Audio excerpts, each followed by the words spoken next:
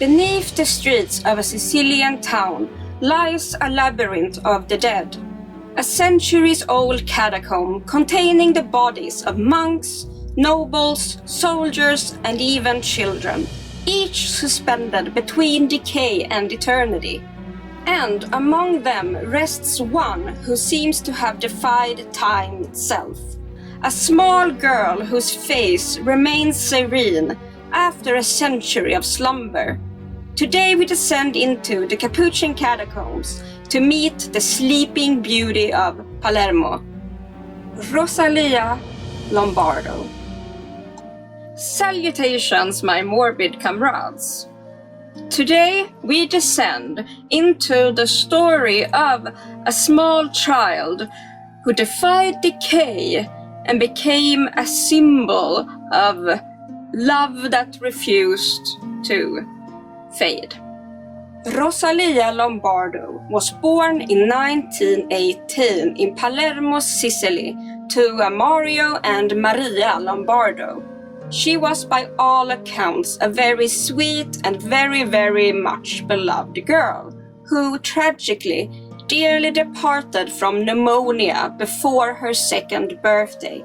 So, as desperate fathers do, I suppose, he sought a way to preserve his little girl forever, and he turned to one Alfredo Salafia, and he was Italy's most skilled embalmer.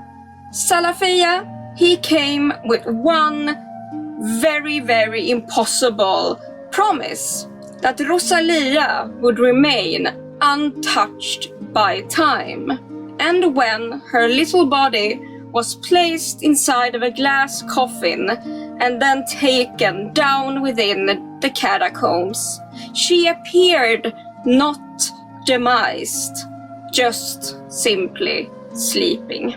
Visitors came to call her the Sleeping Beauty of Palermo, the child who defied mortality and decay. But her story was actually just one among thousands entombed beneath the city.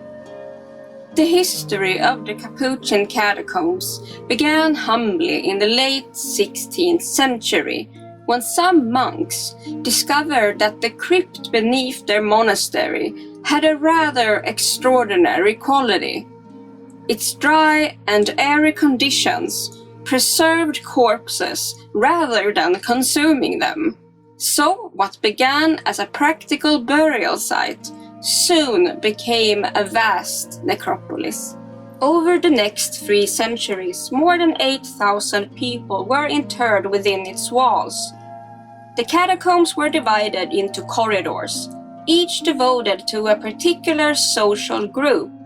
Monks in one hall, professionals and statesmen in another, women and virgin in their own alcoves, and even a chamber for children. The bodies were first laid out to dry, a process that took a year or more. Later they were treated with vinegar, lime, or even arsenic, or simply exposed to the natural ventilation of the catacombs. Some were of course outright embalmed, before being dressed and then displayed upright. Also like, comment, subscribe, because it would make me very happy, thank you. The Capuchin Catacombs remained a place for visitation.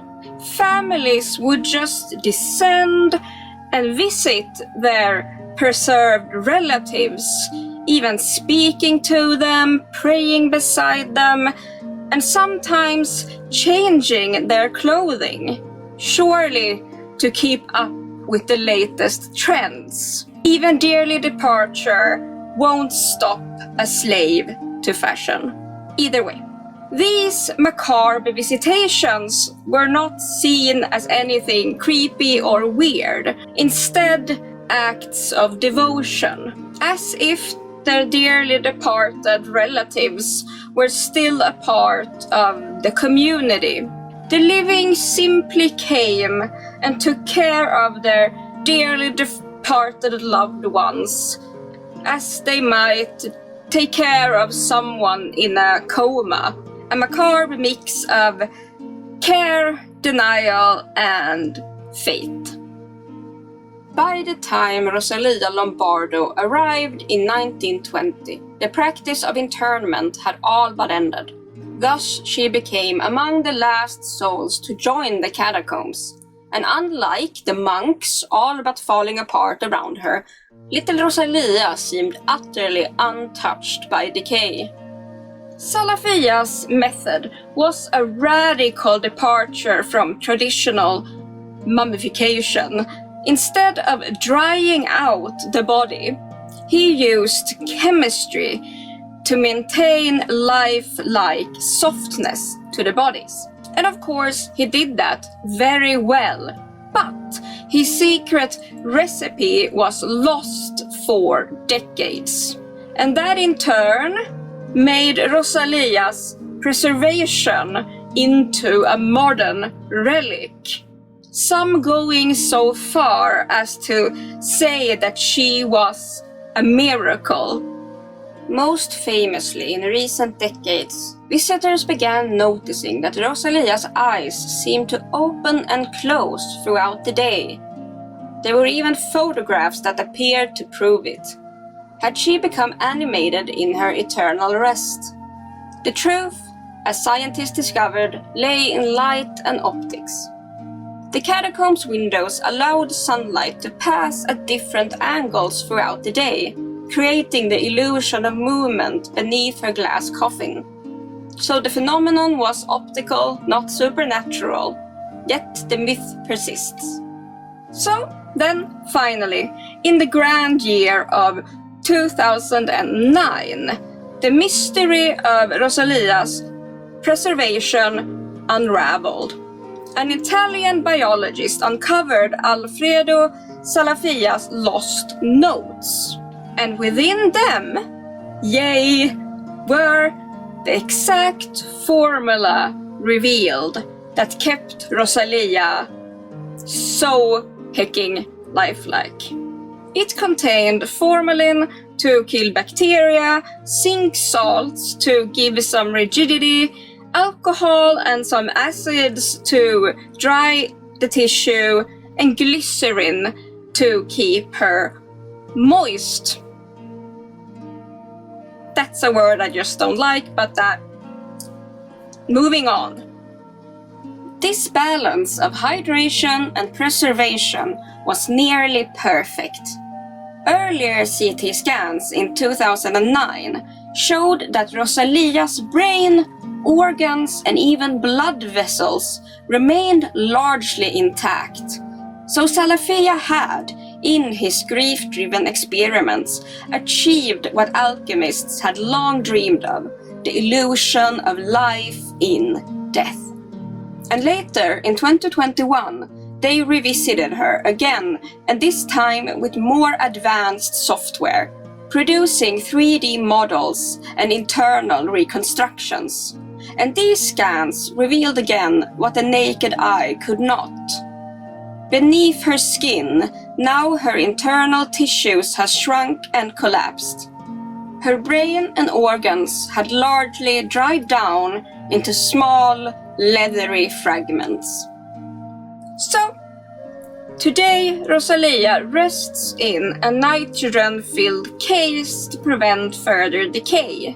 And even though her skin has grown much darker and gained an almost parchment-like quality, her expression remains peaceful.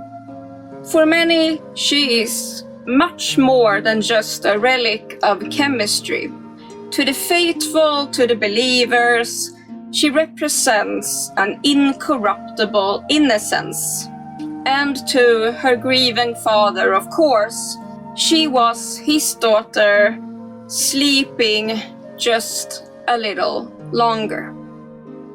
Her preservation isn't just a defiance of natural demise, death, and all that. It's love refusing to surrender to it.